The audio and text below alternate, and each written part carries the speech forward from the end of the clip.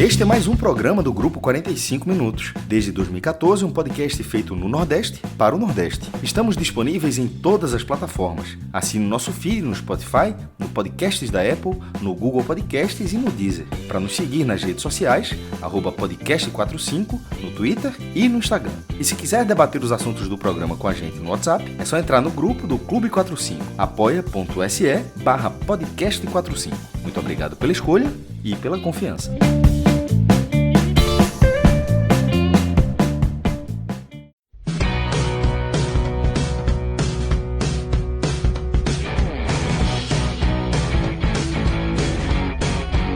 Hora do raio-x da Série C, 2 rodadas disputadas. Claro que é muito pouco para a gente poder aprofundar projeções, para a gente ir para matemática, para a gente resgatar dados históricos. Mas eu costumo dizer que as nossas edições de raio-x, seja da Série A, da Série B, agora fazendo a Série C, eu sempre costumo dizer que são programas que vão mudando de perfil ao longo do andar do campeonato. As primeiras rodadas, a gente foca muito em conhecer os times, em ir aprofundando a nossa análise, as nossas primeiras impressões de cada equipe. Com as rodadas passando, a gente vai somando e trazendo a questão da matemática, olhando o que aconteceu nos anos anteriores, fazendo desenhos de tabela, peso de jogos. Ou seja, é um programa que se transforma. Quando chegar lá na 17ª, a gente só está falando em matemática. A gente só está fazendo composição, a gente já está estudando quem vai para cada grupo. São mudanças naturais dentro do perfil de um raio-x. Ou seja, nesse vídeo, a gente vai continuar o trabalho que a gente fez no raio-x da primeira rodada, porque a gente vai ainda ter um contato muito inicial com cada equipe. Nesse programa, temos o reforço de Fábio Hermano, que a partir de agora vai integrar sempre esse raio-x da Série C com a gente. Fábio substitui Cássio Zirpoli, tá? Arthur Silva mantém a sua escalação e eu sigo aqui apresentando, deixando o Fábio, inclusive, na função de comentarista. Fábio, tradicionalmente aqui no 45 Minutos, é apresentador, mas hoje joga de 9, viu, Fábio? Substituir Cássio Zirpoli, acho que você jogou uma pressão desnecessária, viu, Fred? Mas vamos nessa. Mas você sabe que eu prefiro sempre, né? Então, não sendo Cássio é sempre uma vantagem aqui para o andar dos nossos programas. Vamos começar, então, analisando a parte de cima da classificação, com a questão hierárquica para a gente começar o programa. E a gente já tem aí, saltando na tela, uma pergunta sobre os 3 líderes. Até aqui, Amazonas, Maringá e Botafogo têm 100% de aproveitamento. Ganharam os 2 jogos. E é inevitável que a pergunta seja: são líderes de ocasião? É uma fotografia de momento? É algo que está diretamente relacionado à tabela que as equipes enfrentaram? A foto principal é do Amazonas, por 2 motivos. O primeiro, questão técnica de qualidade de fotografia. Deixo aqui, inclusive, um elogio ao Instagram do Amazonas, que cuida muito bem da imagem do clube. Mas o motivo real é que o Amazonas, ser inclusive o primeiro time pelo saldo, pelo número de gols, dá essa sensação de uma liderança de ocasião. Mais do Amazonas do que do Botafogo e do Maringá. Arthur, parte da minha abertura aqui, ela foi influenciada por um ponto que você sugeriu para essa abertura, que é: há um elo em comum entre os 3 líderes. E esse elo é ter enfrentado Ituano e Ferroviária. O que é que essas equipes têm? São equipes que, por estarem na reta final da Série A2 do Campeonato Paulista, estão utilizando times reservas na Série C. Ou seja, Amazonas, nessa rodada, venceu o Ituano por 3-0. O Botafogo venceu a Ferroviária por 2-0 em Araraquara. E o Maringá, na primeira rodada, já tinha batido a mesma Ferroviária. Ou seja, o elo entre essas três equipes é ter enfrentado um time reserva pela frente, Arthur. Fala Fred, fala Fábio, falando aqui pela primeira vez nesse raio-x da segunda rodada. Eu acho que realmente é um elo que não tem como a gente tratar como mera coincidência, né, que apenas 3 equipes tenham 100% de aproveitamento, e são justamente 3 equipes que enfrentaram em um dos jogos os paulistas, que são as equipes que estão dando menos atenção ao campeonato até o momento, e por uma questão muito justa, né? A gente já falou até no primeiro programa o quanto um acesso da Série A2 para a Série A1 do Paulista movimenta em termos de dinheiro, então faz total sentido essa escolha no primeiro momento de Ituano e Ferroviária. Agora, não quer dizer que por terem enfrentado essas equipes, que Amazonas, Botafogo e Maringá não tenham méritos, não tenham pontos positivos, ou, não, são líderes única e exclusivamente por causa disso, né? Na verdade, no final das contas, esses 3 times não têm nada a ver com isso. Eles, na verdade, souberam muito bem aproveitar essa oportunidade que a tabela ofereceu para eles, né? E que deve seguir por algumas semanas, tá, Fred? Depois a gente vai comentar um pouco mais ali sobre Ituano e Ferroviária, mas eu tenho uma curiosidade de como vai ser o comportamento deles, porque a Série A2 segue, tá? A Série A2 não acaba esse meio de semana e etc. Mas, assim, tem um mérito, porque, por exemplo, a gente está vendo aqui os 2 jogos que a Ferroviária fez, né, que foi um contra o Botafogo, outro contra o Maringá, então as equipes estão envolvidas nessa questão da liderança, mas do Ituano a gente só está vendo um jogo, porque justamente o Ituano venceu a outra partida. Mesmo jogando com o time reserva, foi o suficiente para vencer o Anápolis. Então já mostra, no mínimo, que esses 3 times aí têm um mérito maior do que o Anápolis, porque souberam aproveitar a oportunidade que existiu, né, enquanto o Anápolis não aproveitou. Mas respondendo mais especificamente a pergunta que está aqui no slide, né, se são líderes de ocasião, eu acho que liderança na segunda rodada sempre é de ocasião, obviamente, porque depois de 2 rodadas, você, obviamente, tem um impacto aqui da tabela muito grande no que você está olhando da classificação. E isso não é uma situação porque Amazonas, Maringá e Botafogo são os líderes, ou específico da Série C. Isso é em todo o campeonato. Quanto mais o campeonato vai avançando, você tem menos jogos a fazer, esse impacto da tabela ele vai se reduzindo. Então, isso é uma realidade. Isto posto, eu acho que, principalmente aqui o Botafogo, para mim, passa longe de ser um líder de ocasião. Tá? A gente até comentou, quando fez a tier list, que o Botafogo é uma equipe que chega forte para a competição, tem um trabalho dentro de campo de Lisca que deu resultado, deu liga para a equipe. Fábio vai poder falar até melhor, né? Mas é um Botafogo que sabe jogar fora de casa, um Botafogo que conseguiu o título paraibano, por exemplo, vencendo o Souza fora de casa, que tem um mando de campo forte. Então não é coincidência ter conseguido o resultado contra a Ferroviária fora de casa, mesmo que a Ferroviária tenha poupado ali seus titulares, principalmente no primeiro tempo, né? No segundo tempo colocou alguns titulares no limite ali do que podia substituir. Mas eu acho que o Botafogo realmente não me surpreende. Já era uma expectativa de que o Botafogo viria forte, e é uma equipe que entra na Série C num momento muito positivo, né? A gente tem o Paysandu, que também vivia um momento positivo, com a vitória ali no campeonato paraense, né? Mas o Guarani, por exemplo, já não via num momento tão positivo, o Santa Cruz a gente não precisa nem falar, enfim, o Botafogo talvez fosse o que vivia o melhor momento junto com o Barra, mas o Barra teve ali a perda do técnico, que a gente também pesou quando a gente fez o primeiro programa. Então, acho que o Botafogo não me surpreende, não acho que é um líder de ocasião. Me parece uma equipe que realmente vai brigar nessa faixa de tabela até o final da competição.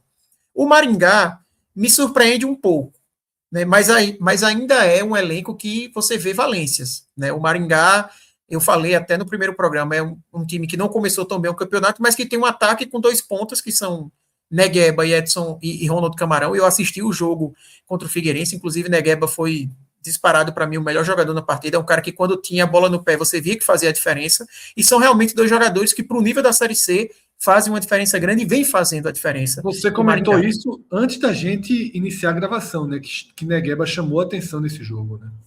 Exatamente, assim, a gente vai falar depois do Figueirense, que tem uma limitação no sistema defensivo gritante, obviamente que isso facilita o trabalho do adversário, mas você via que realmente é um jogador de um patamar acima, sabe? É um jogador que caberia tranquilamente numa Série B, sabe? Então o Maringá, por mais que não tenha um elenco tão vamos dizer assim, homogêneo, você vai ter posições em que ele fica devendo um pouco mais e posições em que ele está acima. Mas, por exemplo, tem um goleiro seguro, que é Tony, né, um goleiro interessante para uma Série C, você tem esses pontos, você tem um ataque que funciona. Então, o Maringá me surpreende um pouco mais que o Botafogo, mas não tanto. Agora, o Amazonas realmente me surpreende bastante. Eu imaginava um Amazonas que ia estar brigando na parte mais de baixo da tabela, e consegue largar aí com 2 vitórias, um 3-0 em cima do Ituano, beleza, que é o Ituano reserva, a gente já falou sobre isso, mas não deixa de ser importante, né, um resultado como esse. Esse sim é o time que eu olho assim e não coloco ainda tantas fichas. O Amazonas, para mim, nessas 2 rodadas, ele ganhou minha atenção. Eu vou começar a prestar um pouco mais de atenção nas próximas rodadas desse Amazonas para ver o que é que tem ali. Mas até o momento eu fico nesse nível de avaliação do Amazonas, podemos dizer.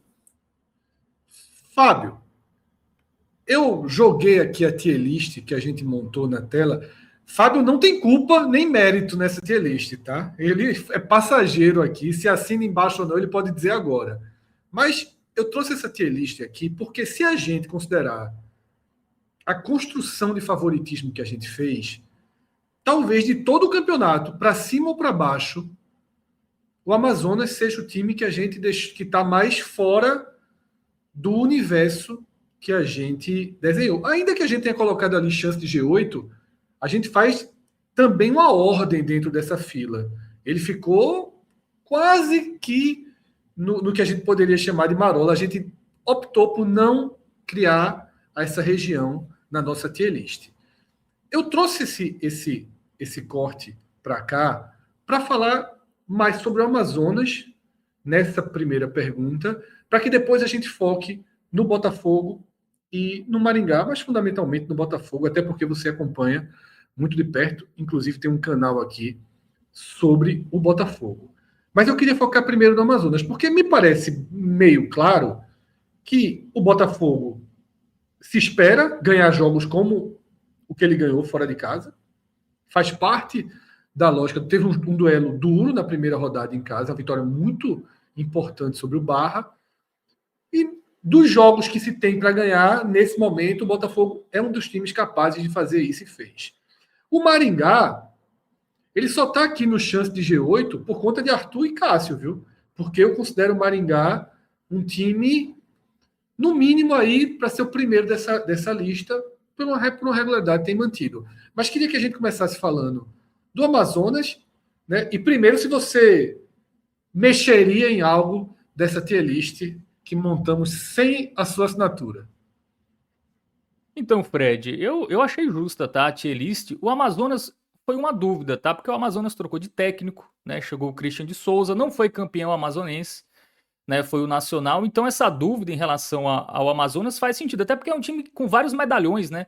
Marcelo Cirino, enfim, você nunca sabe se isso vai dar certo ou não. Mas tem um técnico que é muito bom defensivamente e é um técnico que, a nível estadual e regional, ele vem fazendo bons trabalhos no Sul, né? Ele é gaúcho, o Christian de Souza, fez bons trabalhos no São Luís, foi campeão de Copa Gaúcha. Lá no Amazonas foi campeão estadual com o Manauara. Ano passado foi campeão da Copa Lagoas com o CSA, aí começou mal a Série C, não resistiu.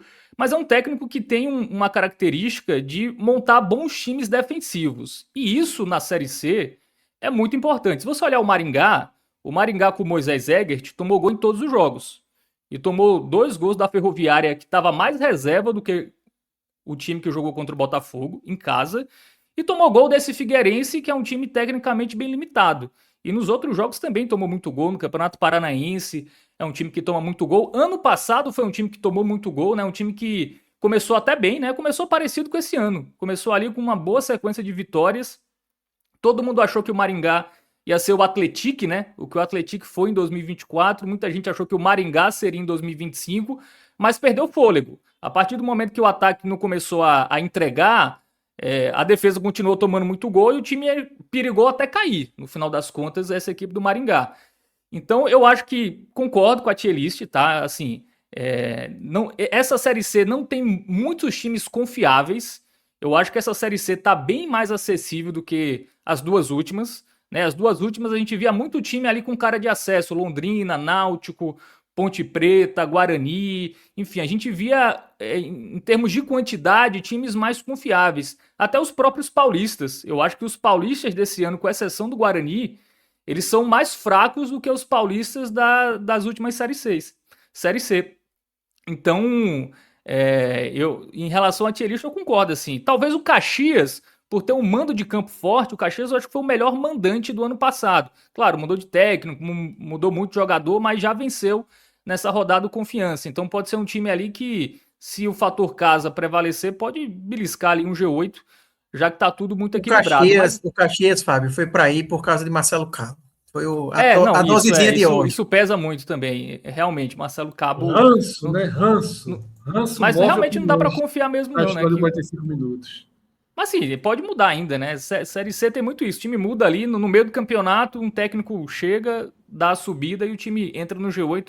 E geralmente esses times até sobem, né? Quem acaba tendo um gás na reta final da primeira fase. Mas em relação a Maringá e Amazonas, eu concordo, tá? Eu acho que são times que antes de começar o campeonato, assim, seria muita ousadia colocá-los como favorito ao G8. Mas nesse início, eu acho que o Amazonas, eu acho que pode ser um time de G8 por ter um técnico bom defensivamente e time que toma pouco gol em Série C, geralmente consegue bons resultados, né? Consegue brigar por classificação, pelo menos. O Floresta do ano passado foi um exemplo disso, tomava pouco gol, fazia pouco gol também, mas essa regularidade acaba, no final das contas, sendo positiva.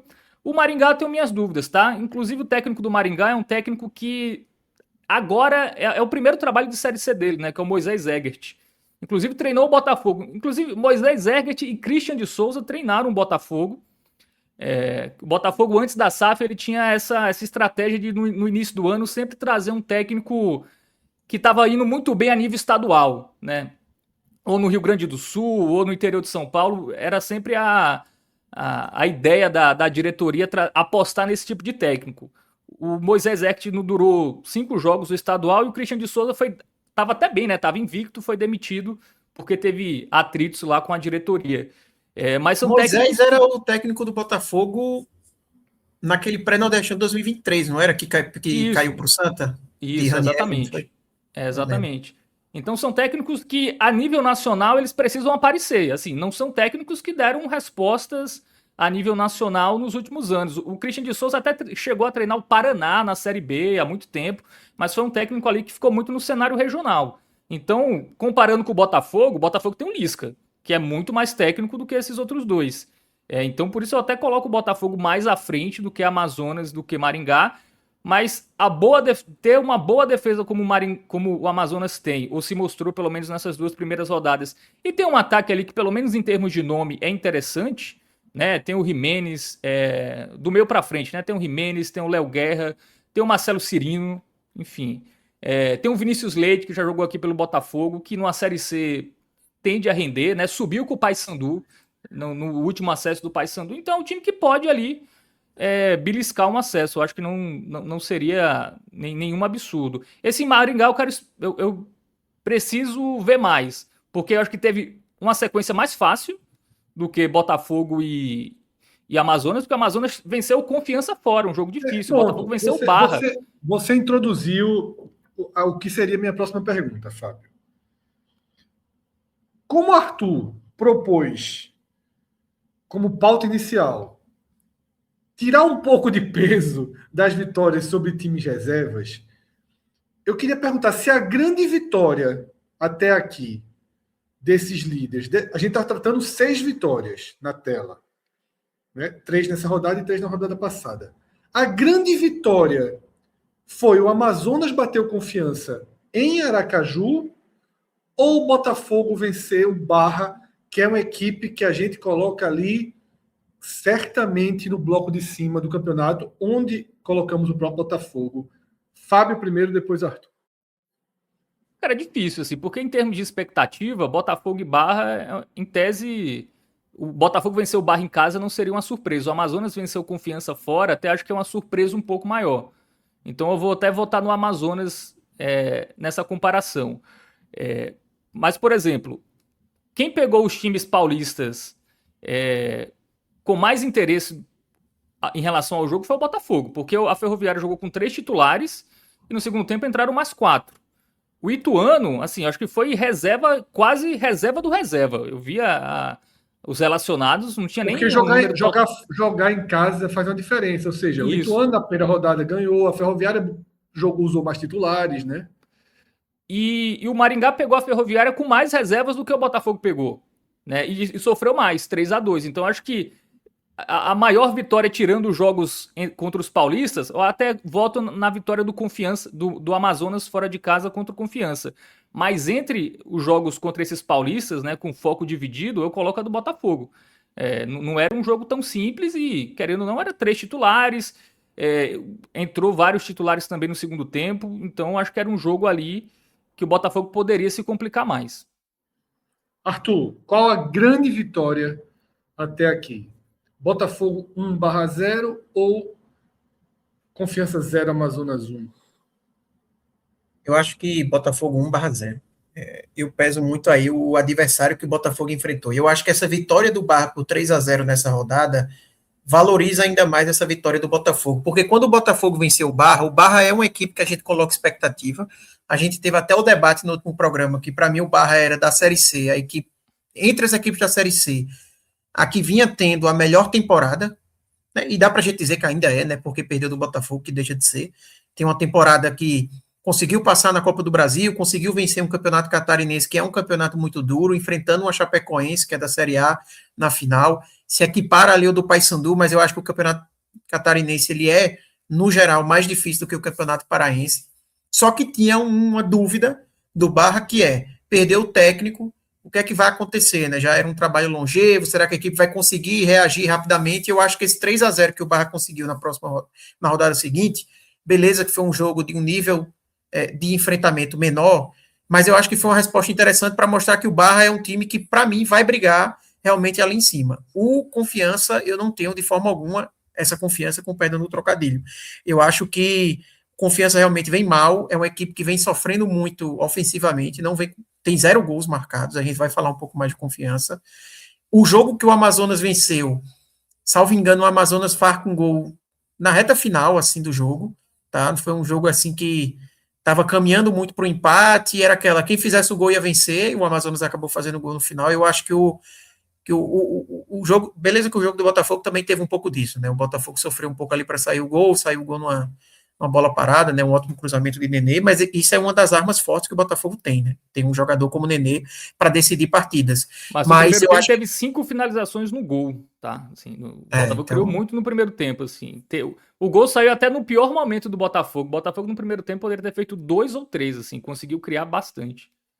Então eu acho que o adversário que o Botafogo pegou, ele valoriza mais essa vitória do Botafogo, tá? Eu colocaria um pontinho a mais nisso.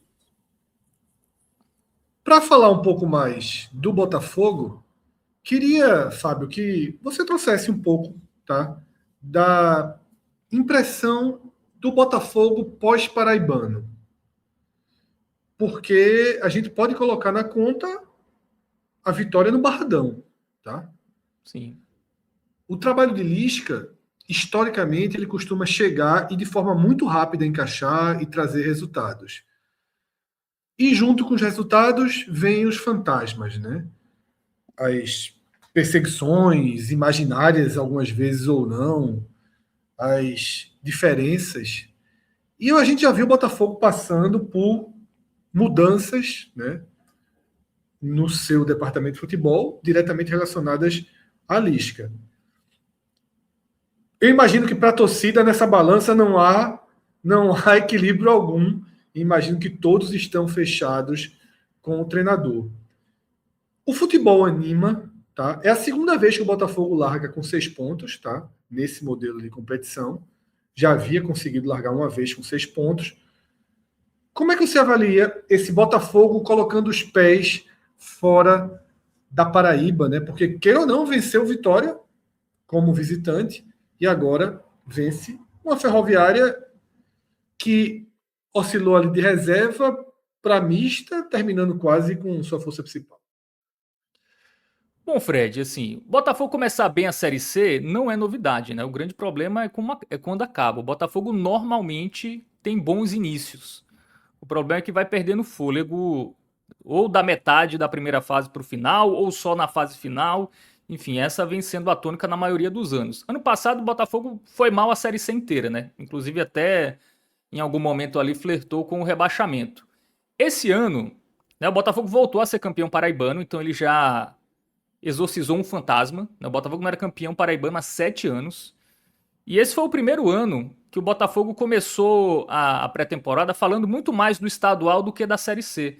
Porque se tinha algo aqui que era sempre, na apresentação dos jogadores, perguntar sobre a Série C, só que o Botafogo tem o paraibano, que já não ganhava há bastante tempo. Então esse ano o Botafogo me parece ter ido com mais calma pensar na Série C. Pensou muito no estadual, né? Foi o foco principal desses primeiros meses do ano. Não se falou de Série C, se falou muito pouco comparado aos outros anos. Então acho que até é algo que a SAF trouxe um pouco mais ali de experiência, né? Depois da frustração do ano passado, que nem se classificou para a fase seguinte. O Botafogo fez um campeonato paraibano que começou com o Bernardo Franco, que é o técnico hoje do Barra. Tá? Por isso que eu até tenho dúvidas, tá? Se esse Barra vai muito longe ou não. Porque o Barra me parece ser um time muito mais coletivo do que individual, né? Você olha o elenco do Barra, você não dá muita coisa não. Inclusive tem vários ex-Botafogos lá no Barra que você olha assim, jogador comumzinho, assim. Não mete muito medo. Mas tinha um trabalho muito bom, né? Do técnico que foi pro Atlético Goianiense. E vamos ver se o Bernardo Franco consegue manter lá. Mas no Botafogo foi muito mal, assim. O Lisca pegou terra arrasada ali. Como eu disse no começo, quando falamos do Caxias, o ranço move muita coisa nesse programa. Mas, assim, ele foi muito mal. Assim, o Lisca pegou terra arrasada. O Botafogo conseguiu perder de 4-1 do Campinense, sem divisão. O Campinense podia ter feito 5-6, assim.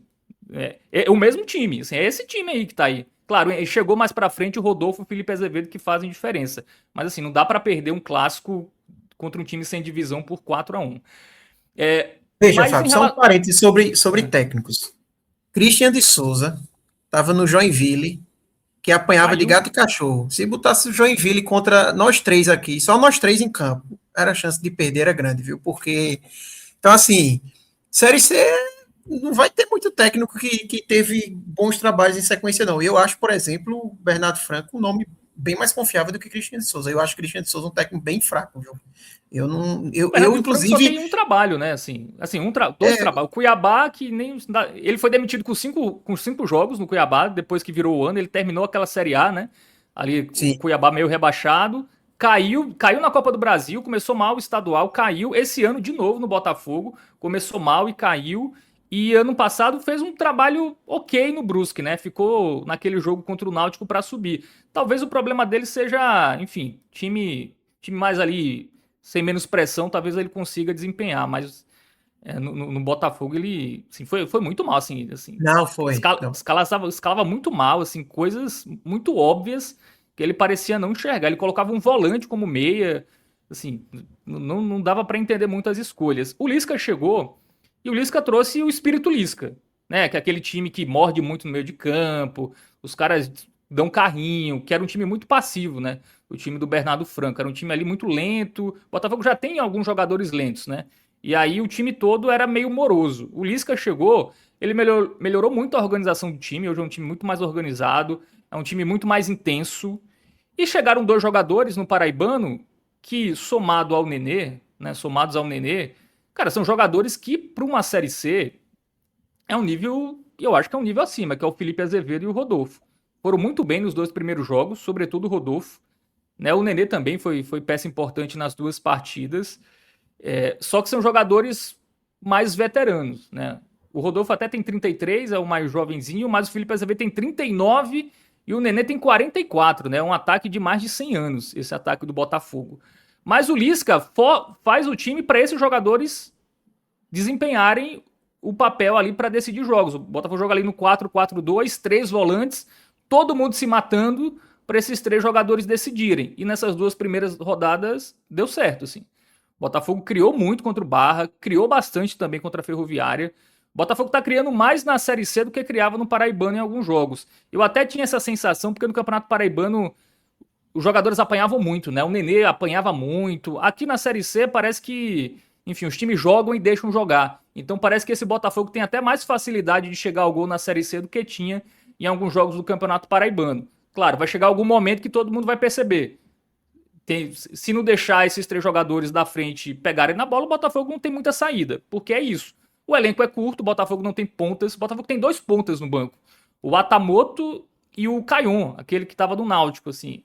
É muito pouco. Se um desses 3 jogadores se machucarem, né, Nenê, Felipe Azevedo ou Rodolfo, eu não sei muito o que o Lisca vai fazer, ele vai ter que se reinventar. Então o Botafogo hoje tem um time titular bem encaixado, assim, mas vai ter momentos que esse time titular vai se desfazer ou por suspensão ou por lesão e a gente vai ter que ver o repertório do Lisca. O Botafogo fora de casa vai ser um time muito perigoso, né? Porque vai ser um time que vai pressionar a saída de bola, vai morder muito no meio de campo e esses 3 jogadores com 2, 3 toques na bola, eles chegam ali no gol do time adversário, ainda mais se o adversário tiver ali com a defesa um pouco desorganizada.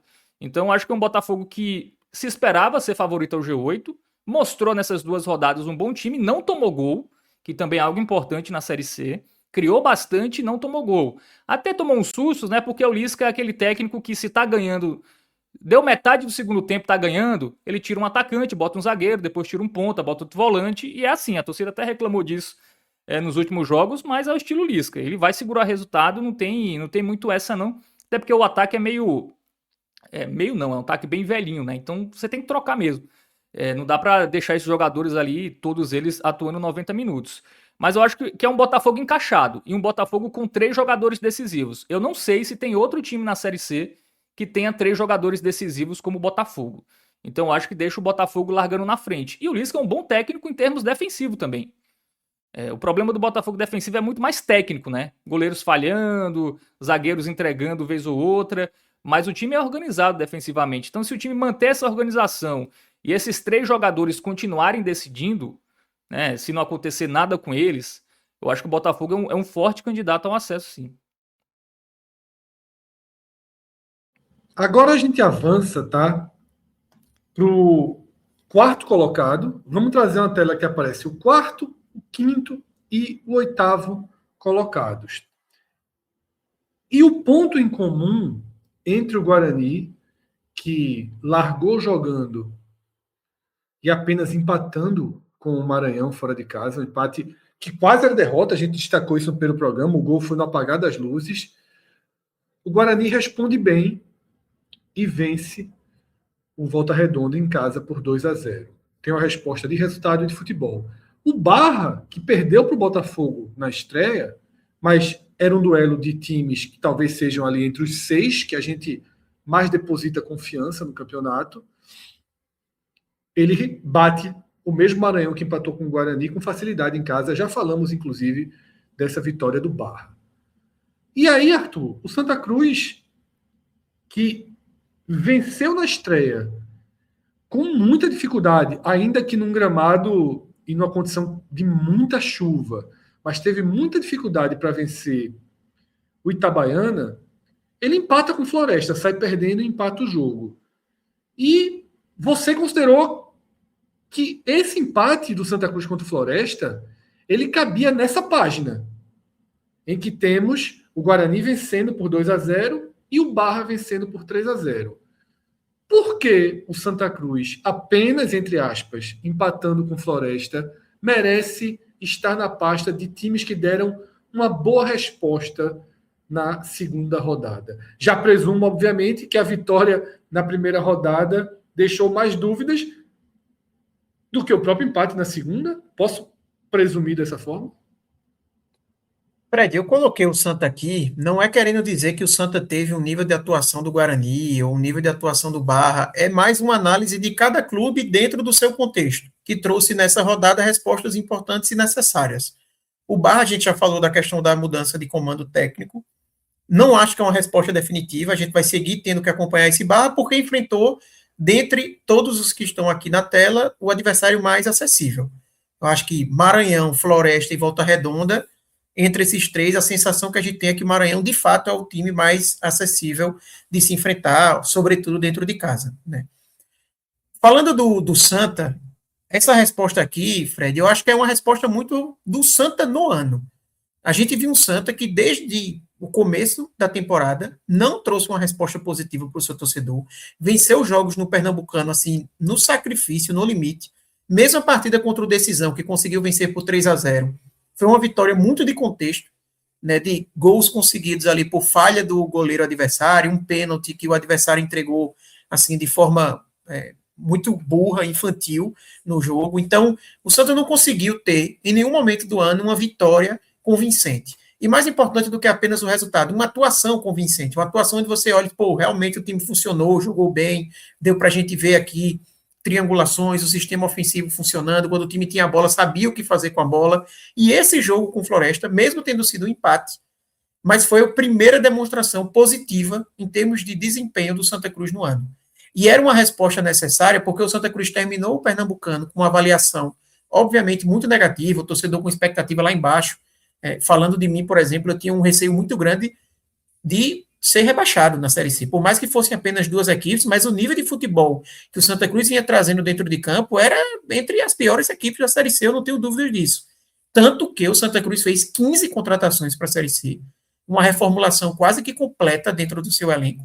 Não é uma reformulação porque só teve chegadas, não teve saídas, mas assim, em termos de contratação, contratou mais do que um time completo, porque viu realmente a necessidade que tinha disso.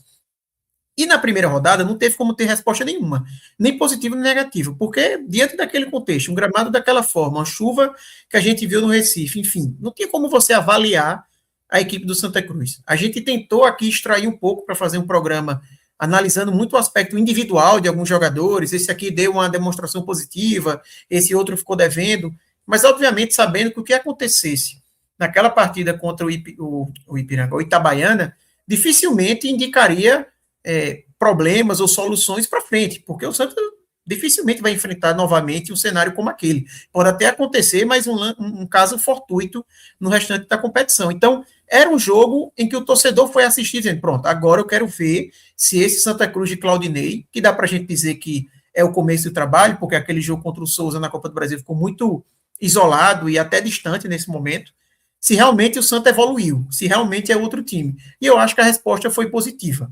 Né? Obviamente que o resultado é de se lamentar, eu fiz o telecast junto com o Fábio, eu acho que um empatezinho contra o Floresta lá não é um resultado para você jogar fora, mas por essa atuação positiva do Santa, você lamenta porque claramente poderia ter sido uma vitória.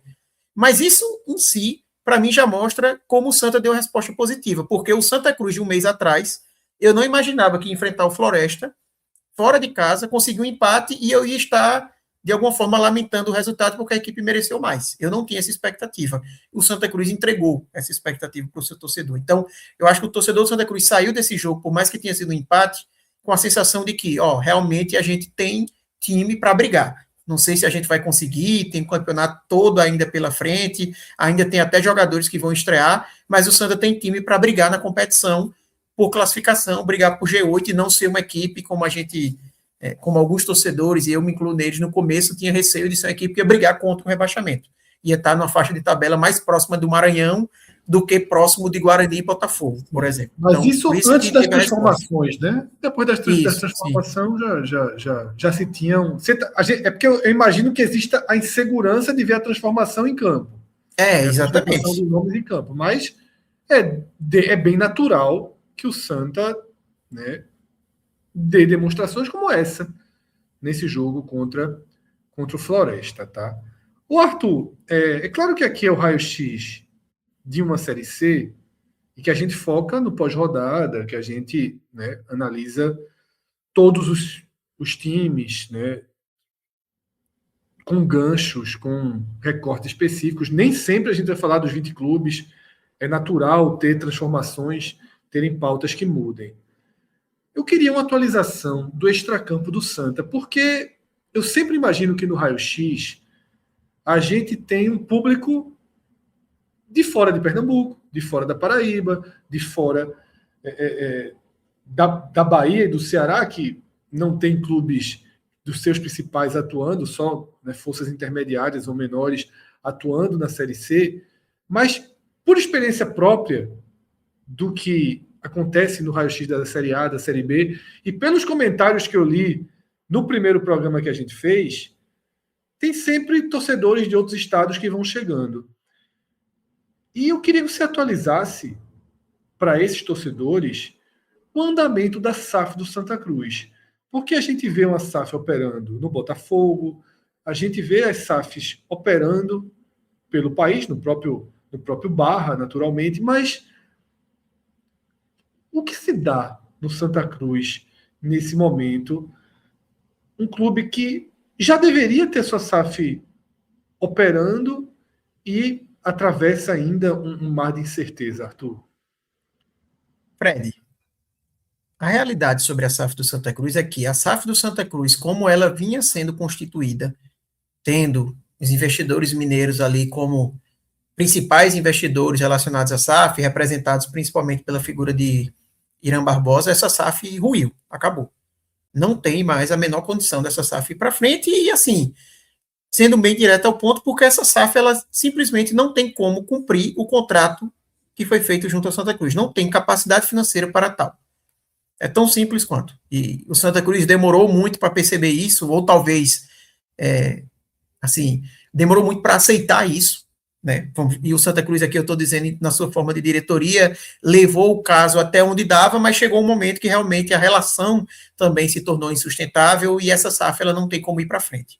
O que o Santa Cruz vive hoje é um cenário em que as informações que a gente tem é que já existe um outro grupo interessado em assumir essa proposta, e aí a gente fica na dúvida se esse grupo ele está interessado em assumir a proposta integralmente como ela está, ou vai querer fazer alguma modificação. Essa é a informação que eu não tenho. O que já me passaram é que teria interesse em assumir do jeito que está, até porque, se tiver qualquer mudança em contrato, o Santa Cruz tem que voltar para a estaca zero no processo. Essa é até uma discussão sensível, Fred, porque tem muitos torcedores e figuras importantes de dentro do clube. Rodou recentemente um áudio de Bartolomeu Bueno, por exemplo, dizendo que tem que voltar o processo desde o início, e quando eu digo voltar desde o início, é ter todas as aprovações novamente de conselho, aprovações de Assembleia Geral dos Sócios e tudo mais, porque o que é alegado é que o Santa Cruz aprovou aquela proposta de SAF com esses investidores. Se agora a gente tem uma mudança, mesmo que seja apenas dos investidores, muda toda a configuração e tem que voltar do início. Mas o que o Santa Cruz vem tentando fazer é que não volte do início. E para isso, o mínimo necessário é que mude apenas os investidores, mas se mantenha a proposta. Porque se mudar a proposta, aí, assim, seria uma insegurança jurídica muito grande o Santa Cruz querer seguir nesses trâmites sem passar por todos os trâmites que passou internamente anteriormente. Então, existe esse interesse, é o que é noticiado. O entrave é que os investidores anteriores, Irã Barbosa e os outros, pelo menos parte deles, não querem sair, não estão aceitando sair de mãos abanando, vamos dizer assim, estão querendo uma compensação financeira. E é essa questão da compensação financeira que está gerando um entrave, porque provavelmente o grupo que quer assumir, beleza, eu vou assumir o contrato, mas eu não vou pagar, gerar lucro para quem estava aí se a SAF nem assumiu. Não faz sentido ter lucro num negócio que nem existiu por mera especulação, né? Então, existe toda essa discussão. É um tema muito sensível, porque o Santa Cruz, como a gente já falou, fez 15 contratações para a Série C, aumentou ainda mais sua folha, que já era uma folha que o Santa Cruz, a associação, não conseguia pagar. É importante deixar claro, o Santa Cruz, desde o início do ano, já vem enfrentando problemas para deixar os salários em dia. Não está com os salários em dia. E ele aumentou essa folha. Então, o que antes era uma folha de 1.200.000, que se falava, 1.300.000, provavelmente agora está beirando ali 1.700.000, 1.800.000, mais perto dos 2 milhões do que da faixa de R$1 milhão. Então, se não tinha como pagar 1.200.000, 1.300.000, com certeza segue sem ter como pagar agora. Porque o Santa Cruz não entrou numa Série C, que é uma realidade como se fosse assim, Série A, que acontecia muito no passado, né? Você tem um time mais barato no início, porque depois vai entrar um grande volume de receita. E na Série C isso não acontece. Você até tem uma receita ali entrando, mas nada perto de permitir que uma folha como essa seja paga. Então o Santa Cruz tem urgência, porque a maneira que o Santa Cruz tem de conseguir bancar essa folha é conseguindo fazer logo essa virada para os novos investidores, e a notícia que se tem é que esses novos investidores estariam prontos para fazer um aporte, vamos dizer assim, emergencial, para o Santa Cruz conseguir ter como bancar a sua folha aí durante a Série C. Então, esse é o contexto. E aí, uma pergunta que sempre vem dos torcedores, né? Pô, se o Santa Cruz chegou na conclusão que os caras não vão conseguir cumprir o contrato, é só simplesmente, então, o Santa Cruz ativar alguma cláusula no contrato que tenha que, se você não consegue cumprir o contrato, você então perde o contrato ou algo assim.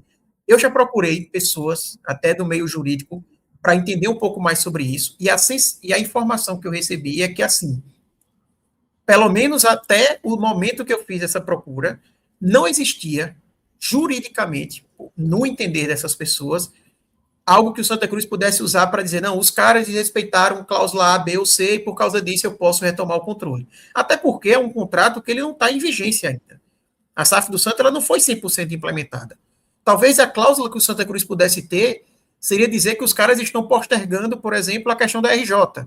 E aí talvez existir no contrato, que também é algo que a gente não tem 100% de informação, porque esse contrato ele não foi 100% aberto ao público, de se existir alguma questão de que, tipo, a RJ você precisa concluir em tantos dias. E eles não concluíram, estão jogando para frente, justamente para ganhar tempo, e aí tem algo assim. Porque não existe ainda agora um investimento que eles já deveriam ter feito e não fizeram, sabe? Eles não assumiram o controle. Não tem como cobrar, por exemplo, aquela questão de que na Série C o investimento mínimo é de 32 milhões, ou são 34, não me lembro ao certo, ou 36, algo assim.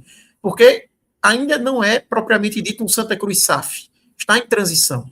Então, está tomando um tempo, porque nesse momento, o que eu imagino, o que eu tenho de percepção, e o que eu já também apurei com algumas pessoas, é que o que dá para resolver é via negociação. Não tem como ir para a justiça. Até porque, vamos supor que direito, obviamente, tudo é discutível, né? O Santa Cruz pode, depois, em algum momento, encontrar uma interpretação, alguma coisa assim que legalmente, vou lá na justiça procurar resolver isso. Não quer dizer que vai ser rápido, que vai ser fácil. O Santa pode gerar uma insegurança para os novos investidores de não quererem assumir diante de uma situação como essa, que eles podem entrar, colocar o dinheiro e depois os caras conseguem eliminar, sei lá, na justiça e retomam, enfim, ficar num contexto que também não vai resolver muitos problemas. Então, esse é o cenário geral e, só voltando no que eu já falei, mas para deixar a mensagem final que é mais importante, o que mais preocupa, falando do efeito imediato, falando dessa Série C em si, é a questão financeira de como o Santa Cruz vai conseguir bancar essa folha. O Santa Cruz, como eu falei, já não estava conseguindo a folha, até que teve hoje, e a gente está gravando isso aqui no dia 14, né, que é uma terça-feira, o Santa até anunciou 3 saídas, mas assim, muito pouco diante do que o Santa Cruz precisa para poder desinchar essa folha. Né? Saiu o Gabriel Galhardo para o Gama, o volante, e saiu 2 jogadores da base emprestados, que assim, esses 2 da base não vão mexer o ponteiro em nada na folha do Santa Cruz, obviamente. Então o Santa segue tentando, o problema é que agora é muito limitado, né? Você basicamente só tem o mercado da Série D para colocar os jogadores. Não tem mais Série A, nem B, nem C, já que fechou a janela. O Santa Cruz não rescindiu o contrato naquela época e tem salários aí que dificilmente qualquer time da Série D vai conseguir assumir. Então, é uma situação bem complicada e preocupa. E até, casando um pouco aqui com o Guarani, eu tomei a liberdade de começar a acompanhar alguns canais de Guarani, acompanhar mais os torcedores, seguir no Twitter, para pegar um pouco esse feeling ali do torcedor, e é uma preocupação que o torcedor do Guarani tem também, tá? O Guarani tem uma folha, com certeza, mais alta da Série C. Se a folha do Santa Cruz é alta, a do Guarani, com certeza, é maior. E já vem alta de janeiro, né? Já vem muito alta. Exatamente. E começou a ter problemas. Não está no nível do Santa. Que o Santa vem tendo problemas desde o início do ano e a especulação é de que o Santa está prestes a completar 2 meses de atrasos salariais. Mas o Guarani já começou a ter notícias de problemas para pagar salários. Eu acredito que a eliminação da Copa do Brasil, que ninguém esperava, foi um baque com relação a isso, mas de toda forma, assim, preocupa também. E existem também conversas, tá, Fred, no Guarani sobre SAF. Foi anunciado no começo do ano que tinha uma SAF chegando, o tema ficou parado. Então, acho muito difícil que, diferente do Santa, não é uma SAF que vai chegar e vai resolver os problemas financeiros do Guarani agora, mas só citando que o Guarani também é uma equipe que tem muito receio da questão financeira, porque o investimento é muito alto. Né? E até, fechando aqui o comentário para abrir para Fábio, rapidinho uma pincelada sobre o Guarani. Qual foi a resposta desse Guarani? O elenco é muito caro, tem uma folha muito alta, você vê nos nomes realmente um elenco acima do nível da Série C, assim, disparado. Você tem um goleiro como Kaique França, você tem um meia como João Paulo, você tem um volante como William Farias, enfim, você tem um Luca como centroavante, embora esteja muito, muito, muito mal, realmente é só no papel. Mas, enfim, realmente tem um elenco acima, mas não vinha conseguindo dar resultado. E aí foi a primeira demonstração no Guarani, que não só pelo resultado, tá? Fez uma atuação boa, conseguiu se impor. Eu vi alguns torcedores chegando a falar em melhor atuação no ano, e aí outros pensaram, calma que no Paulistão teve atuações interessantes contra adversários de nível mais alto, mas foi um alento ali de que o trabalho de Hélio Cizenando parece estar começando a encaixar no Bugre. Fábio, por aí tudo em paz, né? O Guarani se espelhou na Ponte Preta, né? Vamos fazer um time muito acima e vamos subir de qualquer jeito. Se der para pagar, Deus, se não der, mas a gente vai subir, porque o time vai ser tão acima dos demais que vai dar certo. Me parece que a estratégia do Guarani é essa, né? Eu espero que o Fair Play chegue também um dia na Série C, né? Porque não dá para isso acontecer. O Guarani estreou mal, né, contra o Maranhão, venceu o Volta Redonda, que perdeu o técnico, né? Perdeu o Rodrigo Santana para Ponte Preta. Eu acho que isso acabou pesando muito. Apostou num técnico que não tem rodagem nacional, que é o William de Matia, que foi campeão sergipano pelo Sergipe esse ano, já foi campeão paraibano pelo 13, já foi campeão matogrossense pelo Nova Mutum. Mas é aquilo, é um técnico que a nível nacional nunca apareceu. Até achei uma É a primeira aposta... Série C dele, né? Eu comentei isso no Raio X inicial, Fábio, que me chamou muita atenção, né? Essa Até aposta. é uma boa aposta, assim, mas talvez seria melhor uma aposta para início de ano, né? Não já para colocá-lo na Série C. E assim, é um elenco também que você olha, é meio modesto, assim. Não é um time que vai tecnicamente ali se sobressair, mesmo que o trabalho do técnico não seja tão bom assim. Então é um Volta Redonda. Mas até quando subiu, né? Era um Volta Redonda mais modesto. Assim, o Volta Redonda nunca fez grandes times, folhas mais altas da Série C. Sempre foi ali um time meio modesto que às vezes belisca a classificação, às vezes fica ali no meio de tabela. Mas foi um bom jogo, né? Eu vi o jogo do Guarani. Teve bola na trave, teve um bom volume de jogo. Foi um time que sufocou muito, né? Pressionou muito a saída de bola, um time bem intenso. Lembrou um pouco o Náutico de Hélio dos Anjos, né? Na Série C passada. Tem o Herbert, que é bom jogador, né? Que pegaram da Ponte Preta, quando a Ponte Preta não pagou, aí o cara pulou o muro. Mas é um time que é muito acima, e eu acho que a escolha do técnico foi boa. Que também é um técnico muito a nível regional, né? Nível estadual, o Hélio Cizenando, pelo menos nos últimos anos, né? Teve bons trabalhos no Capivariano, mas é mais experiente, enfim, eu acho que é um técnico melhor do que as apostas, por exemplo, do Barra, do próprio Volta Redonda. Eu acho que o Hélio Cizenando é um Queria técnico ele no que... Santa. Eu pedi ele no Santa, quando o Santa contratou o Claudinei. A experiência nacional que ele teve, Fábio, foi ter salvado o Figueirense na reta final ano passado, né? Pegou os 3 últimos Isso. jogos, venceu 2 e o Figueirense escapou com tranquilidade até da série D, né? Na época estava brigando para não cair. Então parece que, assim, eu acho que em termos de técnico e de elenco, eu acho que o Guarani vai se classificar, né? Aí vai depender muito se questão de atraso salarial vai influenciar, se isso acontecer. Na Ponte Preta acabou dando certo, né? Mesmo atrasando, a Ponte Preta subiu. Não sei se no Guarani vai ter esse mesmo efeito, né? Enfim, depende muito da gestão, do elenco, enfim. Porque às vezes pode dar certo, pode não dar. Sobre o Santa, cara, eu acho a situação do Santa. O Santa começou bem, mas é aquilo, né? Time que tem muita pressão e muita torcida na Série C, cara, qualquer coisinha desestabiliza, né? Então o Santa tem um elenco bom para a competição, tem um técnico ok também. O Claudinei para a Série C, ele fez a campanha do Londrina, né? O Roger subiu, mas quem montou o time, quem deu o início ali, quem consolidou no G8 foi o Claudinei. Aí ele foi pro Paysandu e o Roger acabou subindo. Professor Mas, Claudinei, tem que respeitar, tá? Professor Claudinei.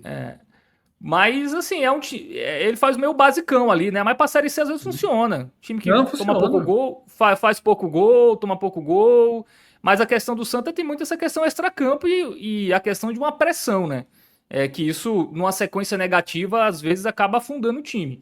Então o Santa, eu quero ver se vai conseguir ter essa regularidade com esses problemas, sobretudo extracampo. E assim, o Claudinei é um técnico que tem mercado de Série B, né? Se o Santa não paga e chega uma Ponte Preta da vida. Se bem que a Ponte Preta não paga também, né?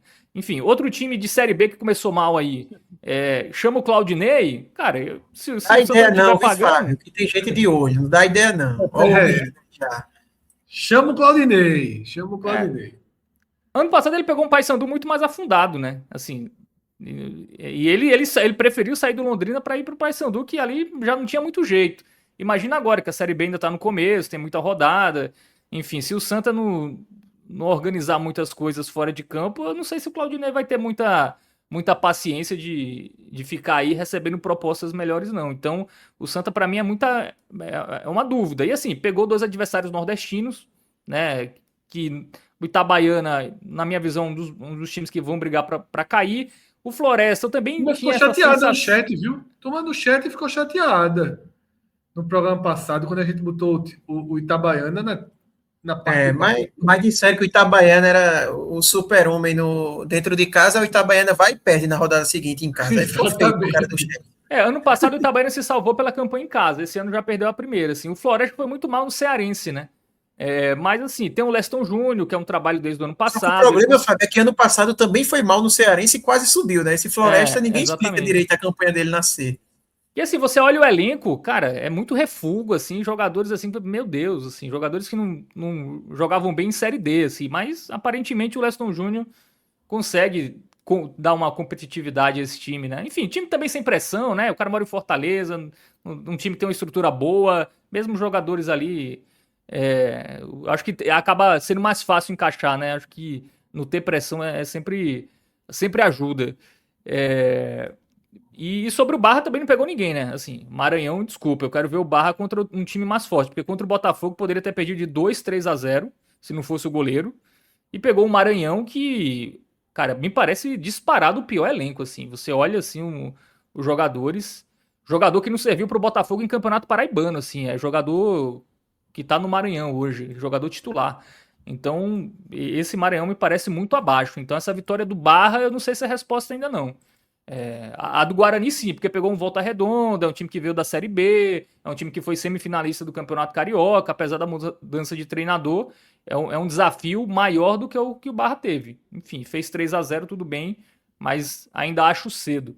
Porque, repito, o Barra era muito bom coletivamente, individualmente não me parece ser nada demais. O Cléo Silva, né, que não servia para o Náutico, é o ponta titular do Barra. Enfim, para você ver, é um nível assim meio Série C normalzão, assim. Se o coletivo não se sobressair, não vai ter elenco sozinho, como o Guarani pode ter, que vai dar conta do recado. Vamos avançar, tá? Vamos tratar aqui de outro favorito. Lá na nossa tier list, 2 clubes foram apontados com favoritismo acima dos demais. Paysandu e Guarani. Só que o Paysandu, que nessa rodada empatou com o Brusque, né? Tinha vencido na estreia fora de casa. O Brusque é um time duro, está se comprovando, mas entre os 2 jogos, o Paysandu viveu algo muito insólito ao escolher colocar um time reserva na Copa Verde contra o Nacional do Amazonas, tomou um 7-0. Veja, todo mundo sabe que é um time reserva. Todo mundo tem plena consciência que é um time reserva. Mas 7-0 também passa do ponto. E não foi um time do Paysandu. Foi um time de jogadores que estão à disposição para atuar na Série C. Eu tive a curiosidade de entrar no Instagram do Paysandu, na postagem que o Paysandu fez após o empate com o Brusque, para ver se havia algum sentimento da torcida guardado em relação aos 7. Não havia. O tom no post do próprio Paysandu era basicamente 2 tipos de comentário. Jogou bem, apesar do 1-1, segue o jogo. E o outro foco era reclamando da arbitragem. Arthur, esse 1-1, depois do Paysandu ter tomado 7 com seus reservas, ele é um probleminha a mais, ele recoloca as coisas no lugar, esse 7-0 vai ficar como algo totalmente descartável para a Série C? Eu acho que no final das contas sim, eu acho que vai ser algo totalmente descartável, mas tem alguma relação, tem algum elo para esse contexto?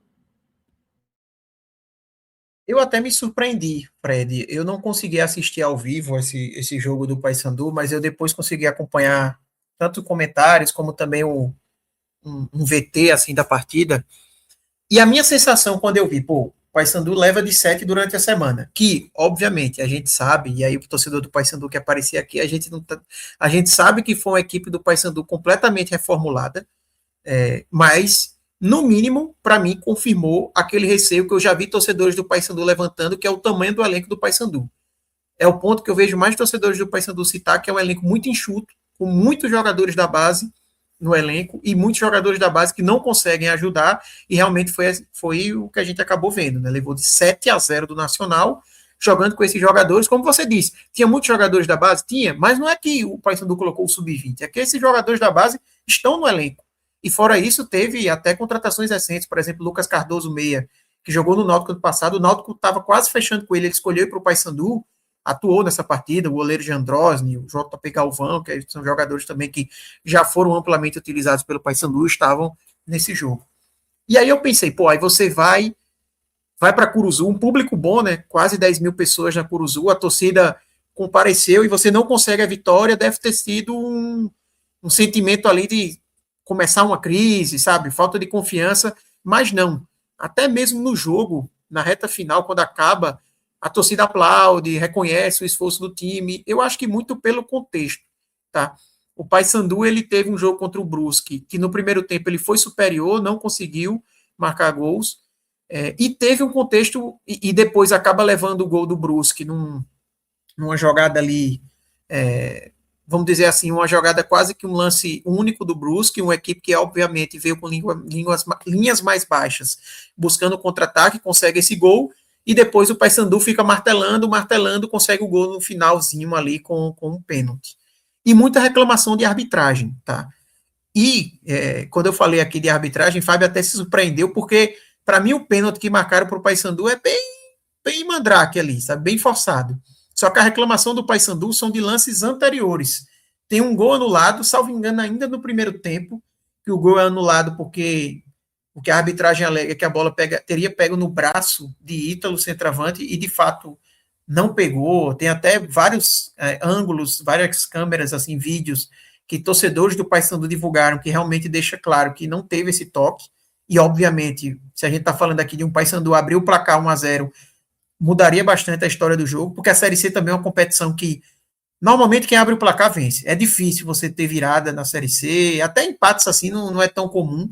É mais comum quando é o time de fora, que o time que não é o favorito faz um gol, aí beleza, o favorito consegue, mas se o favorito faz 1-0, dificilmente ele vai acabar ficando sem essa vitória. E também uma reclamação de um pênalti, né, que teria acontecido antes desse pênalti que foi marcado. Então, dá um pouco até a entender que esse pênalti marcado pelo Paysandu, obviamente não quer dizer que foi isso, mas dá a sensação de ser aquele pênalti de compensação, sabe? Que já errou ali outras 2 vezes, o cara fica na cabeça martelando, pô, será que eu tomei a decisão certa? E num lance como esse, na dúvida, acabou marcando a favor do Paysandu. Então, esse contexto de que o Paysandu, que em determinado momento do jogo, foi um Paysandu que fez uma boa partida, e também a questão da arbitragem, eu acho que deixou o torcedor num sentimento mais positivo do que talvez fosse o normal diante de uma semana como o Paysandu teve. Agora, a gente estava no slide anterior de resposta, né? E Fábio até falou que o Barra não deu a resposta ainda suficiente. Vai ter um confronto agora nessa rodada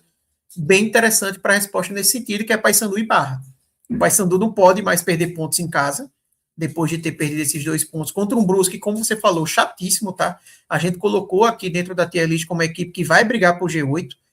Eu sinto que é um Brusque, em termos de peças, que perdeu um pouco de força comparado com o ano passado, perdeu alguns jogadores, mas assim, tem um técnico interessante, que é Igor Magalhães, com certeza Fábio vai dizer que é bem melhor do que Bernardo Franco, que evoluíram muito nesse sentido, mas é um Brusque muito encaixadinho, tá? Falando sério aqui, um Brusque que fez um campeonato catarinense interessante, só veio perder nos últimos 2 jogos ali contra Chapecoense e contra o Criciúma naquela Copa Sesc.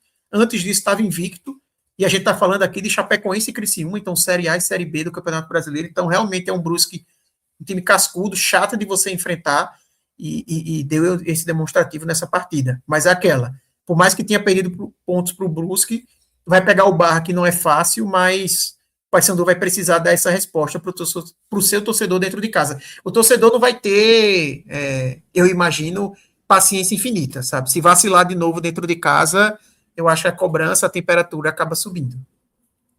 Fábio. O Paysandu, assim, tem o técnico mister primeira fase de Série C, né, que é o Júnior Rocha. Ele sempre passa da primeira fase, só tem um acesso, que foi com a Ferroviária, em 2025, né, 24? Jogou 25, Ano passado ele foi o técnico da melhor campanha da primeira fase com o Caxias. Ele já levou Figueirense a quadrangular, inclusive nos últimos anos o Figueirense só foi para o quadrangular uma vez, foi com o Júnior Rocha. Ipiranga também só foi para o quadrangular nos últimos anos uma vez, com o Júnior Rocha. Né? E agora ele está em outro time, né? Então ele é um técnico que até não consegue se estabilizar na Série B, né? Enfim, ele até ficou na Ferroviária, mas caiu no Paulista da A2, né? Foi mal no estadual, mas na Série C é um técnico que dá muito resultado. E esse ano ele tá dando resultado em outras competições, né? O Paysandu tá na 5ª fase da Copa do Brasil, foi campeão paraense. Então acho que esse Paysandu, junto com o Guarani, são daquilo de times confiáveis, né? Que a gente vê muito pouco nessa Série C. Eu coloco ele ali junto com o Guarani. Tem essa questão do elenco ser um pouco mais curto, né? Em relação a outras equipes, em relação ao Guarani, por exemplo. Mas assim, elenco curto quase todo mundo tem. O Botafogo tem um elenco curto também em muitas posições. Eu acho que é uma tendência de Série C.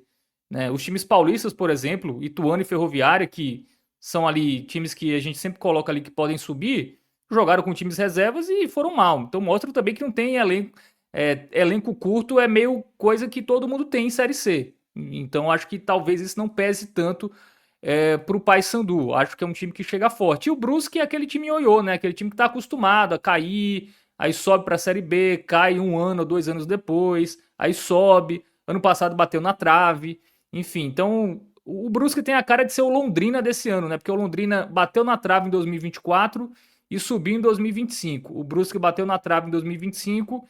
Eu acho bem provável que suba esse ano. Fez um bom campeonato catarinense. Numa Série C tão acessível, né? Assim, eu até coloco o Brusque ali entre realmente as principais forças, porque é um time que sabe jogar competição, né? E o gramado é sintético, né? O gramado deles lá também tem essa vantagem esportiva. Então, eu também coloco, acho, viu?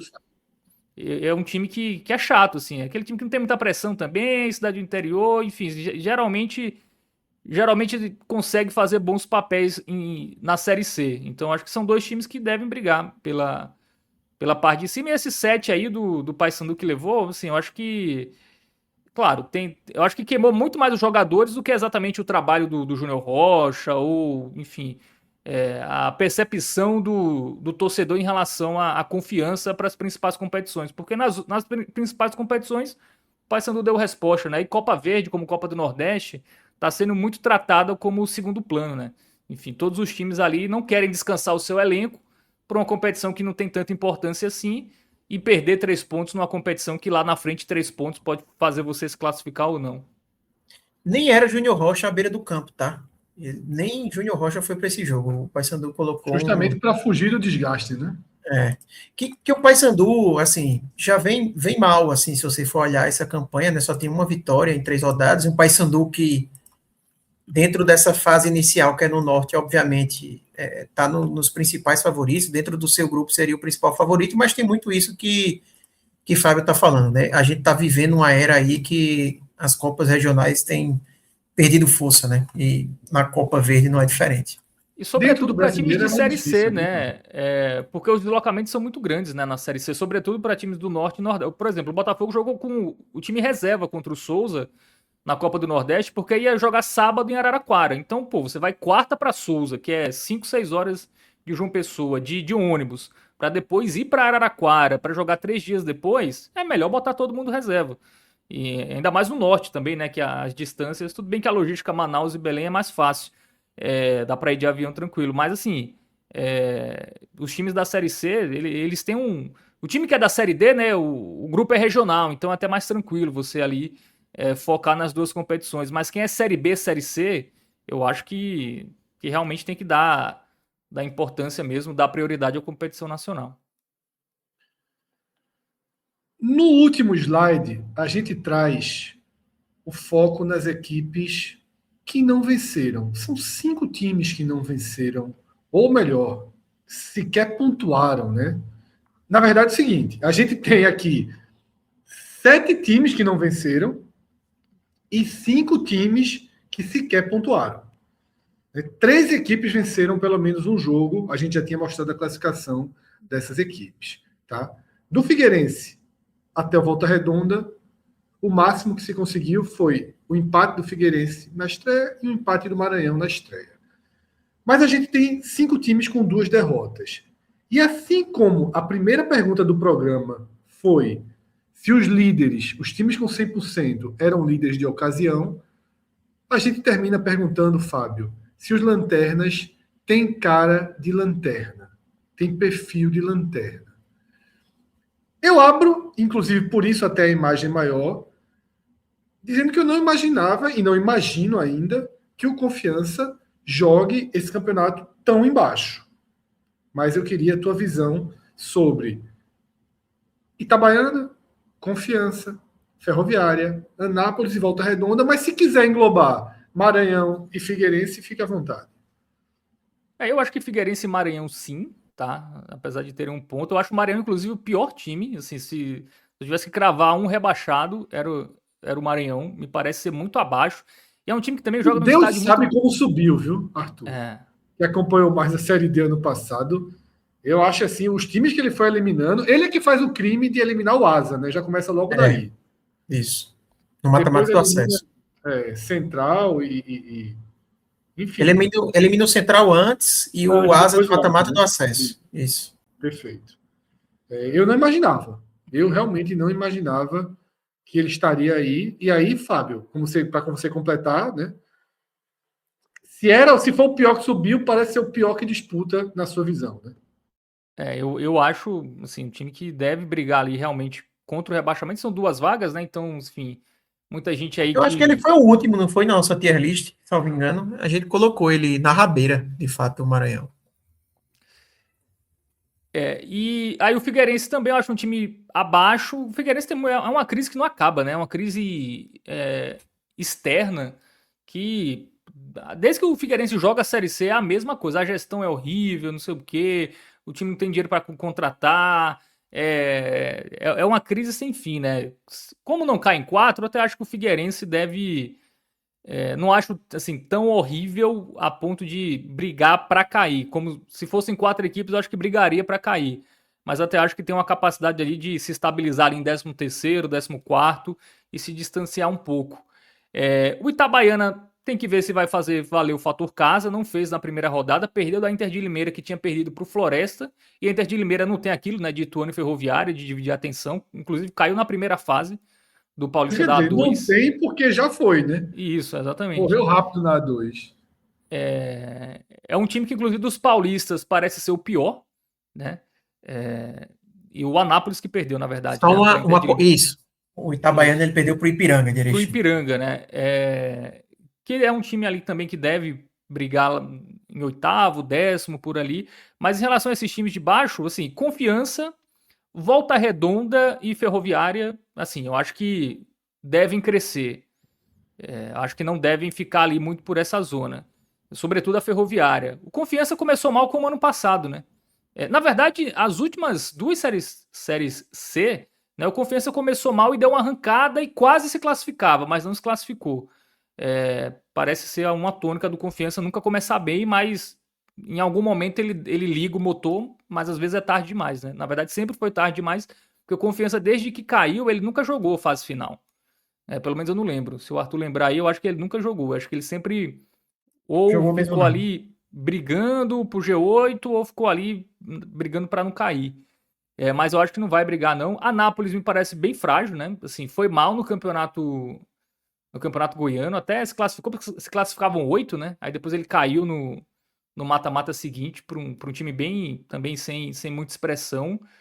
E o Itabaiana é ver se faz o fator casa prevalecer. Se não fizer, aí eu coloco ali junto com o Maranhão fortes candidatos. Mas hoje eu colocaria Maranhão, Itabaiana e Anápolis. São os times ali que eu vejo com mais risco de queda. O Figueirense deve beliscar umas vitórias ali, enfim, eu acho que não deve cair, mas deve brigar embaixo. Eu acho que Confiança, Ferroviária e Volta Redonda, em algum momento, vão começar a pontuar mais. Sua resposta aí, tá, Fábio? Confiança não classificou e teve mais chance de classificação em 2023, né, quando terminou em 9º, brigou ali com o São Bernardo, e no ano passado, como você falou, teve uma reação, também terminou em 9º, né, ficando a 1 ponto. Nos 2 anos ele ficou a 1 ponto, e ano passado teve essa reação que você destacou aí. Então, o Confiança, no máximo, bateu na trave e acabou não classificando. Tá? Arthur, tua visão sobre os lanternas ou os que estão acima desse bloco de 0 ponto, né? O Figueirense e o Maranhão pode incluir todo mundo aí. Sim. Fred, essa análise da briga para não cair esse ano, ela sempre vai ser um pouco mais difícil da gente analisar pelo motivo que Fábio até durante o comentário dele falou, né? Agora são 2 vagas. Isso. Então, tem até que se fosse adaptar isso. Exatamente. Então, se fossem 4 equipes aqui que tivessem sendo rebaixadas, eu tenho certeza que o Figueirense seria forte candidato. Como o Fábio falou, sendo 2, eu acho que o Figueirense deve conseguir se recuperar. Embora eu assisti o jogo ontem, né, do Figueirense contra o Maringá, e assim, a fragilidade defensiva do Figueirense é muito grande, tá? Desde o goleiro, a dupla de zaga, enfim, o Maringá conseguiu chegar aos gols, assim, o segundo gol do Maringá, parecia que o Maringá ia conseguir fazer exatamente qualquer coisa que ele quisesse fazer ali dentro do campo ofensivo, no campo defensivo do Figueirense, no caso, ele teria total liberdade para tal, e foi assim que conseguiu. O terceiro gol também, uma lambança ali, o goleiro com o zagueiro sem se entender, enfim, é um Figueirense realmente muito frágil, mas que assim, tem alguma coisinha aqui ou ali que pode se sobressair nesse tipo de disputa, sabe? Eu acho que o Figueirense é um time que me surpreenderia demais se ele conseguisse brigar por G8, por exemplo. Eu não consigo ver isso no Figueirense, mas eu acho que ele tem um elenco que está acima dos seus adversários nessa briga mais embaixo. Agora, é o que Fábio falou, o Figueirense é uma equipe que tem mais pressão, que tem mais camisa, então começa a entrar numa crise vai chamando crise, e você tem um Figueirense que já vem flertando com isso há um tempo. Ano passado, como eu falei, foi salvo na reta final ali com o Hélio Cizenando, mas flertou com o rebaixamento. Estadual, né? Caiu no próprio estadual. Exatamente, e caiu no próprio estadual, então vem numa sequência assim muito ruim, sabe? Não à toa, a paciência lá está curta, já mandou embora Márcio Zanardi, né? Que chegou ali para o quadrangular basicamente do rebaixamento, não conseguiu ir bem, começou mal a Série C, já foi a primeira demissão na segunda rodada aqui que a gente teve na Série C. Então, realmente eu acho que a disputa ela vai até aqui, sabe, Fred? A gente colocou mais times ali na disputa quando fez a tier list, colocou o Caxias, por exemplo, mas eu acho que, eu até falei no dia da tier list brincando, que assim, o Caxias vai ficar aqui até manter Marcelo Cabo. Quando ele tirar Marcelo Cabo, aí a gente vai fazer uma revisão e vai poder subir o Caxias, mas assim, me surpreenderia demais se uma equipe que está aqui acima viesse brigar nessa parte de baixo da tabela. E se fosse para dizer alguém, eu nem diria o Caxias. Eu acho que a Inter de Limeira me passa menos confiança, sabe? Por ser uma equipe que está jogando pela primeira vez a Série C, já não foi bem na 2 do Paulista. É uma equipe que, por exemplo, o técnico que subiu com eles da D para C, que é o Ademir Fessan, logo que teve o acesso, ele saiu da Inter de Limeira. A Inter estava na nossa tier list ali como o 4º pior time, em tese, né? Maranhão, isso. Itabaiana, Anápolis e Inter de Limeira foi na nossa tier list essa ordem. E eu vejo mais ou menos assim mesmo, tá? Eu acho que a Inter de Limeira próxima ali do Figueirense e esses 3 como as equipes com maior chance de cair, de fato. Maranhão, Itabaiana e Anápolis. Eu acho que o Maranhão, de fato, é o pior.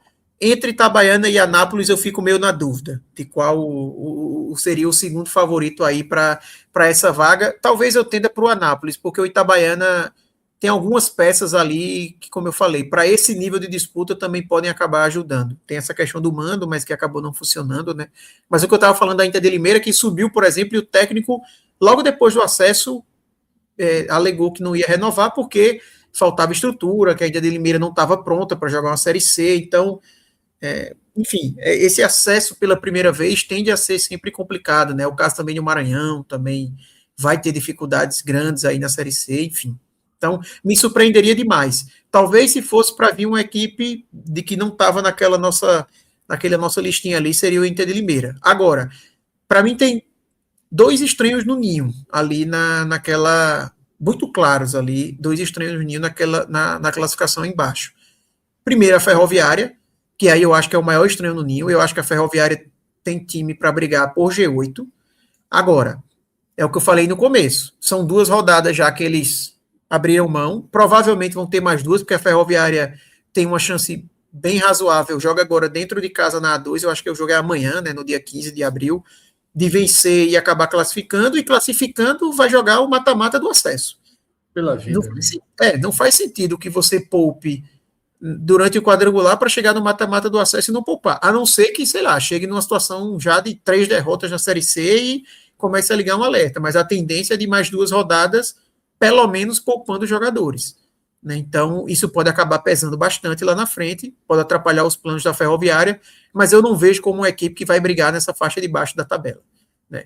O Confiança me surpreende muito aqui, né? Porque o Confiança não tem esse atenuante, né? de que, não, tá brigando em outra competição, não tá focando, não tá focando na Copa do Nordeste, enfim. Tá até bem na Copa do Nordeste, Confiança, se você for olhar, faz uma campanha interessante, embora com a tabela também boa, né? O Confiança acabou tendo uma certa sorte ali nos confrontos, até a ordem ali de mando de campo e tudo mais. Mas é um time também que vem mal no ano, tá? Fez um campeonato sergipano ruim, não jogou a final, acho que a final foi Itabaiana e Sergipe, por exemplo. Tinha Luizinho Vieira, que fazia um trabalho bem criticado, acabou saindo, né, do Confiança.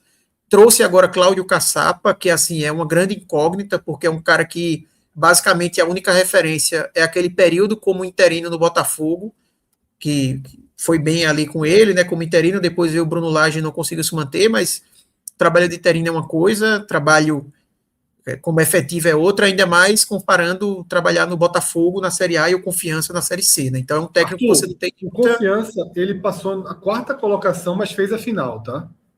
Fez a final, né? Depois ele passou então na semi, né? Eu sei que ele passou aos trancos e barrancos, ele até perdeu então assim, foi bem freguês do Sergipe, viu, Confiança, porque perdeu na fase, vamos dizer, primeira fase do campeonato e depois acabou perdendo a final, né, pro Sergipe. Então, também é uma equipe que na final. Não é uma equipe que vem fazendo um ano interessante, preocupa muito que não consegue marcar gols. Beleza que também só levou 2, né? Tá levando sempre um ali, mas é aquela, se você não consegue marcar gols, levar um gol, acabou o jogo, né? E tem tido muita dificuldade nesse sentido. Não fez muitas contratações, tá? A gente viu uma movimentação aí no lá, mercado. Né, que foi artilheiro há 2 anos, né, da Série C. Mas, assim, quando chega em determinada idade, assim, tipo, é aquela história, pode ter ajudado muito 2 anos, mas quando você chega nessa fase na carreira, às vezes é do nada que o cara para de funcionar, sabe? Eu falo isso não só de Sassá, mas o próprio Thiago Marques que o Santa contratou, eu tenho esse receio, porque quando o cara bate essa idade, às vezes de uma hora para outra não consegue mais funcionar e vem sofrendo muito Confiança. Precisa ajeitar essa questão ofensiva, porque senão não vai ter como competir de fato. E, enfim, tem um jogo agora que para o Confiança é visto como uma final, né, contra o Santa, jogando dentro de casa, precisa conseguir pontuar e, enfim, vamos ver aí. Mas o Confiança me dá menos esperança ou expectativa de recuperação como uma Ferroviária. Eu acho que a Ferroviária tem mais força no elenco, mas também me surpreende bastante. Eu até falava do Confiança, quando a gente fez a tier list, como seria o meu 9º time ali na disputa, sabe? Eu via o Confiança podendo brigar por G8, mas esse começo ruim já me faz ficar um pouco mais titubeante, mas não vejo de forma alguma esse Confiança brigando até o final aí embaixo. Até porque são só 2 vagas. Eu acho que a tendência maior é que fique entre Anápolis, Maranhão e Itabaiana, com Volta Redonda e Figueirense e Inter de Limeira ali correndo por fora. Eu acho que é mais ou menos isso. Esse Volta Redonda, por mais que a gente tenha passado um pouco mais de segurança, mas, assim, perdeu o técnico, vem um técnico inexperiente. Funcionou até no Campeonato Carioca, né? Mas às vezes é muito encaixe, né? Como não tem peças ali que funcionem tanto, encaixou ali e conseguiu brigar no Carioca, mas quando vai para a Série C, perde o técnico, pode sofrer bastante. É isso, tá? Dessa forma, a gente fecha o segundo raio-x da Série C. Como eu falei no começo, é um programa que vai se transformando ao longo da competição. Então é isso, tá? E agora, para a gente fechar, a gente traz um rápido recorte, tá? É até um trailer do que virá nas próximas edições do Raio X, porque, repito, algo que falei lá no começo do programa. Por experiência própria, em muitos anos de Raio X da Série A, de Raio X da Série B, ano passado a gente fez a Série C de forma muito não linear, não fizemos todas as rodadas, a gente fez mais na reta final, acho que fez na 10ª rodada e na 17ª, 18ª, 19ª ali, muito no finalzinho. Esse ano a gente vai fazer de forma regular todas as rodadas. E aí, a gente vai trazer sempre corte de análise, ainda que nós não tenhamos na série C o Super Power BI que a gente tem para as séries A e B, a gente consegue, na boa e velha forma clássica, sem o Power BI aqui, e trazendo recortes e puxando recortes. 2 pontos interessantes do que a gente viu até aqui, né, para a gente comentar em relação à história desse modelo de disputa. O que é que a gente viu na classificação? Paysandu e Santa Cruz empatados na 8ª posição com 8 pontos. Desculpa, com 4 pontos. Ou seja, o 9º colocado, seja o Paysandu, seja o Santa Cruz, ele tem 4 pontos. Isso só aconteceu uma vez na 2ª rodada, que foi em 2024, quando o Confiança ficou na 9ª posição com 4 pontos. Em todas as outras 3 temporadas, ter 4 pontos em 2 jogos significava já estar no G8. Tá? Em 24 não aconteceu e agora se repete. E aí, um recorte inédito, 5 times com 0 ponto em 2 jogos. 5 times tendo perdido as 2. Esse é um recorte inédito do campeonato até aqui. Não acho que significa nada, tá? Eu acho que é só um recorte. Não vejo muito. Guarani e Remo, que foram os times com 0 pontos em 2025, jogaram um quadrangular, por exemplo. Isso. Eu acho que é algo que sempre persegue a gente no Raio X. A gente traz o recorte na 2ª e 3ª rodada. Porra, para que vocês mostram isso? Não vale nada, não tem histórico nenhum. Concordo. Mas a gente mostra porque é assim que vai se construindo a fotografia de um campeonato. Hoje é só um detalhe. Lá na 12ª rodada, a gente começa a puxar fios mais relevantes, tá? Aí, Fred, até... Fred? Vai lá. Não, só ia dizer que Guarani e Floresta jogaram quadrangular, né? O Remo subiu em 2024, teve 0 pontos em 2 rodadas. Em 2023, Vitória subiu em 22. O Vitória subiu em 22 e o Volta Redonda jogou quadrangular em 2023, inclusive teve a 2ª melhor campanha da primeira fase e começou com 0 pontos em 2 jogos. Então... E a gente tem também o outro lado da moeda, Fábio. Em 22, o Campinense largou com 6 pontos, caiu. Isso. Em 23, o Pouso Alegre largou com 6 pontos, caiu também. O Tombense, ano passado, largou com 4 pontos, caiu. Então, assim, a gente fez o programa todinho para no final concluir que 2 rodadas não dizem nada. É essa a conclusão, sabe? Então, espera as próximas rodadas aí para saber o que vai acontecer. Depois disso, eu não vou nem pedir para vocês curtirem. Não, depois disso, eu não vou nem pedir para vocês curtirem, já que esse programa foi uma grande armadilha. Nós tomamos 1h30 da atenção de vocês e, no final, debochamos da atenção de vocês. Afinal, a história nos ensina que 2 rodadas não valem de nada. Mas pergunta se Fábio queria trocar os 6 pontinhos dele. Pergunta se Fábio largaria os 6 pontinhos dele ou se Arthur tá abraçadíssimo com esses 4 de largada. 4/20. É isso, tá? O 45 minutos é a casa do Raio X. Raio X da Série C, como você acabou de assistir. E essa semana já está disponível. Pode ir no nosso feed se você quiser ver como é que está a Série B, como é que está a Série A. Já tem edição atualizada, tá? Série A depois da 11ª rodada, Série B depois da 4ª rodada. E a gente vai ter Copa do Nordeste. Entre a quinta-noite e a sexta-feira de manhã, a gente traz um raio-x da Copa do Nordeste. Essa é a nossa programação de edições de raio-x, que é um produto que, particularmente, eu acho que é a cara do 45 minutos. Acho que tem ali o nosso DNA, talvez puxe até o que a gente tem de melhor, mais do que analisar jogo em si. Eu acho que analisar campeonato é uma especialidade nossa, tá? Fábio, agora que eu já aprendi seu horário, vou ter que fazer aqui serão no estúdio, como se a gente não tivesse outras madrugadas, né? Dispensei Cássio, estou meio arrependido. Acho que na próxima vou deixar ele aqui, porque eu fiquei mandando um recado para ele, viu? Ele estava fora, teve uma hora que eu falei assim, Cássio, pô, vou ler aqui, viu? Eu disse, Cássio, eu acabei de ouvir a seguinte frase. Ele foi campeão mato-grossense pelo Nova Mutum. Eu disse, meu amigo, eu tenho que me adaptar aqui a realidade, porque a turma jogou uma referência aqui que eu nunca tinha visto na mesa, não. Ganhou aqui com o Nova Mutum. Só faltou dizer que jogava com futebol muito porque ele vistoso. treinou o 13, por isso que eu sei, tá? Por isso que eu sei. Não, ele teve um trabalho no 13 muito bom, né? A primeira passagem, né? Depois não teve tanto sucesso. Valeu, Fábio. Mas e Cássio, inclusive, foi a homenagem clássica do podcast, né? Quem não está participando na ausência claro. acaba recebendo, faz parte. E a turma pediu Atos aqui também, no da Série C. Atos passou 200 anos na Série C, o cara sai, a turma já quer puxar aqui ele de volta. Mas em algumas edições teremos Atos também na Série C. Mas por enquanto vamos sem ele. Deixa o homem tirar férias ali na B e se divertir. Deixa ele se iludir um pouco, né? Cuidado, viu? Não sei não. A Série B, ninguém é de ninguém, não. Todo mundo tá muito igual. Enfim, vamos saber se depois de 4 jogos a gente já tem, por exemplo, uma base um pouquinho maior. Certamente teremos. Cada jogo é muito importante.